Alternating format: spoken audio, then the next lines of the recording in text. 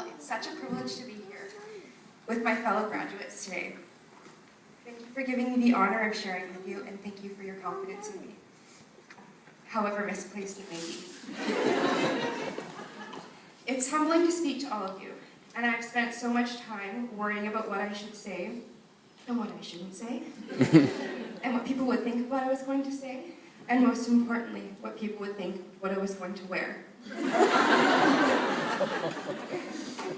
The nursing program was so much more than I ever expected it to be. Of course, I had expected to learn the hands-on skills of nursing and the science of nursing, which we did eventually. But I did not expect to emerge from our program with a new way of seeing the world and the people in it, and a new way of seeing myself. And I know I'm not alone in feeling this way. I asked my classmates to describe their experience in the nursing program using 2 words. And along with a surprisingly high number of references to crying and alcohol, some of your responses were life-changing, incredible journey, and love and wisdom. In my recollections of our years together, I remembered a class where we were asked to bring in a quote that was meaningful to us. On that day, I brought a quote by psychiatrist Carl Jung. I love this quote because it speaks to what has been a very meaningful lesson to me in these past 4 years. It speaks about something that I think is a very hard lesson to learn. It speaks about including ourselves in the people to whom we extend our compassion. I'm going to read that quote to you now.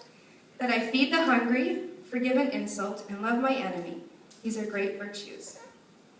But what if I should discover that the poorest of the beggars and the most impudent of offenders are all within me, and that I stand in need of the alms of my own kindness, and that I myself am the enemy who must be loved? What then? Ironically, I first came across this quote shortly after I found out that I had been rejected from the UVic nursing program. It was about 10 years ago. That rejection reinforced some of my greatest insecurities. That I wasn't smart enough, that I wasn't good enough, and I should probably stop trying. I see now that I was searching for validation from outside of myself that I was worthy.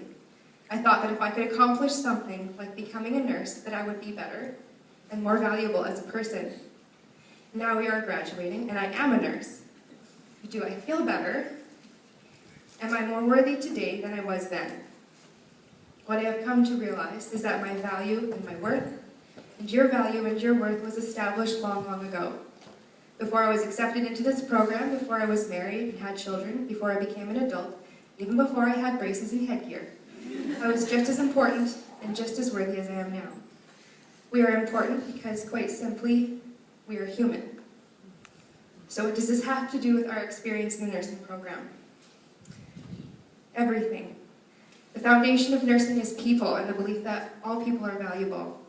That our patients, regardless of their achievements and status, deserve to be treated with respect, to receive care from nurses who are honest, responsible, who take seriously their job to prevent suffering and preserve human dignity. All patients deserve to have nurses that advocate for them, who are even willing to take social and political action to instigate change when needed. Most importantly, all this caring is doled out in equal measure to each patient, because each patient has the same intrinsic value, and everyone has the right to be treated equally without discrimination. My brother drew my attention to something that civil rights leader Martin Luther King Jr. said. He said that in the end, we will remember not the words of our enemies, but the silence of our friends. I suspect we can all relate to that, to a time when we wish that someone, some friend, had spoken up for us. Nursing offers a beautiful platform from which to observe humanity during its most challenging times and to give voice to those issues. To be the friend who does not remain silent. I see these values of caring, and compassion, and advocacy shining within each of you. We are a very diverse group of people, and I'm sure that each of us will have our own style of nursing that honors our special way of seeing the world. But the one thing that we all have in common is this genuine caring. So what have I learned during my BSN education at North Island College? I have learned that people are important, and that we ourselves, each one of us here today, are also included in that group of important people, that we are also deserving of our own kindness, our own compassion, our own forgiveness, that it is important to respect and value ourselves as we value our patients. After all, if I do not value myself enough to believe that my ideas and my thoughts and my feelings are important, this will inevitably impact my ability to provide care for others. How can any of us advocate for our clients or be an agent of change if we don't have the conviction and confidence to stand up for what we believe in? If our minds and lives are cluttered with trying to achieve things, accumulate things just to make us feel valuable and important. So let us never lose the essence of what it is that we have gained in these 4 years of education. As we work to become people of status and means, may we never sacrifice the people of substance we are today. I know that it's a bit of a taboo to acknowledge our own gifts and talents. It's much more socially acceptable to blush away compliments and ignore praise. But the nursing program has taught me that this is a pointless and sometimes counterproductive response. When we refuse to acknowledge our own brilliance, we refuse to accept responsibility for our gifts. If we can meekly deny the existence of our gifts, we can ignore our responsibility to do something about them. So whatever your brilliance may look like, I encourage you to embrace it, develop it, and share it with those around you. And I should say that although we are graduating today, I don't believe that our brilliance needs to be validated with a degree or even formal education. At times we can be led to believe that we need an education to begin pursuing our passion. I think that it is in pursuing our passion that we are led to obtain an education. I have seen so many examples of brilliance in my classmates, and I am grateful to have been on the receiving end of your brilliance countless times. Here are some examples I've seen, and I'm just barely brushing the surface. Jen, your ability to lead and get results. Tammy, your honesty and inclusive, welcoming nature. Hillary, your silver-tongued verbosity. And your ability to fearlessly question anyone about anything. Stacy, your integrity and kindness and sensitivity to social dynamics. Allie, your consistency and level head have always provided much needed perspective. Sammy, your sharp wit and willingness to help others by taking on responsibility. Shauna, your animation and infectious joy. Joanne, your honesty and effortless ability to connect with others. Jess Brown, I'm in awe of your intelligence and quick thinking efficiency. Ange, your creative, generous spirit and your pragmatic nature. Nathan, your ability to challenge ideas and look at different sides of a situation. Lauren, your self-confidence and determination. Kelsey, your ability to openly share your affection and encouragement. Lawrence, your patience and ability to make others feel important makes you a natural friend and leader. Carla, your depth and sense of right and wrong. Jess Kloppenberg, you have a certain innocence, almost an incorruptibility that sets you apart and makes you so trustworthy. Linnea, your candid honesty and ability to set goals and follow through. Evelyn, your ability to advocate for others and live true to yourself. Holly, your strength of character and independence. Deanna, your adventurous spirit and ability to squeeze the most out of life is inspiring. Jamie, your work ethic and natural sweet charm. Megan, your lighthearted humor and warmth puts everyone at ease. Michelle, your spiritual sensitivity and complete openness and receptivity. Jody, your embodiment of the spirit of service, your wisdom and your goofiness. Becky, your knack for engaging with others and bringing people together. And Shannon, I've seen in you a deep strength accompanied by a keen sense of fairness.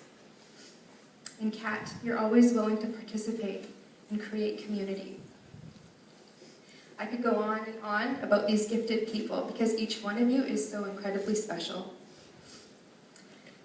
It was Florence Nightingale who said that the world is put back by the death of everyone who has to sacrifice the development of his or her peculiar gifts to conventionality. So let us not sacrifice our peculiar gifts to be conventional. Let us stand out proudly and be peculiar if needed, if that means we are sharing what we were innately meant to share. when we focus on keeping up with others, competing with others, or even worse, blending in with others for the sake of being conventional, I think we lose touch with our particular gifts and our brilliance that we have to contribute to those around us. So let's not compare, because in a world of billions of people, there can never be a best. And if we stop comparing, we stop seeing above average, average, and below average. We start seeing and celebrating the unique contributions of each person. From the example you, my classmates, have set for me, I have learned that it's not about finding a way to be the best, but about finding a way to bring out our best and the best in others. And I'm confident that each of you will use your particular gifts to enrich and enhance your work environment and to advance the profession of nursing. For 4 years, we have lived by the mantra, trust the process. When we complained that something wasn't making sense or questioned, with probably good reason why we were learning certain things, we were told by our instructors to just trust the process. And looking at all of you, I feel like the process worked. We're graduating because we possess the qualities and skills we need to excel as nurses. So I think it's time for a new mantra. Instead of trust the process, I propose trust yourself. Before I wrap up, I would like to take a moment to acknowledge some people who are important to all of us. To our families and friends, many of whom are here today, thank you for the encouragement and the effort you have put forth to help us get to where we are today. And thank you for being proud of us. To my own family, I know you have made countless sacrifices for me, and I'm eternally grateful. And I want to thank the faculty. I'm so grateful for how hard you have worked to create a program that embodies the values of nursing while having to fit into an educational system that does not. Thank you for challenging us, encouraging us, and providing us with this life-changing experience. And thank you also to my classmates. I consider you all my friends, and it's my great honor to be considered yours as well. And although I'm happy to be graduating, there's nothing happy about parting ways. A valedictorian address is often classified as a farewell speech. Perfect. Let's say farewell. Farewell to the idea that we need to be anything other than who we really are to be considered a person of great value. Let's remember what little orphan Annie said. She said, "How lucky we are to have something that makes saying goodbye so hard."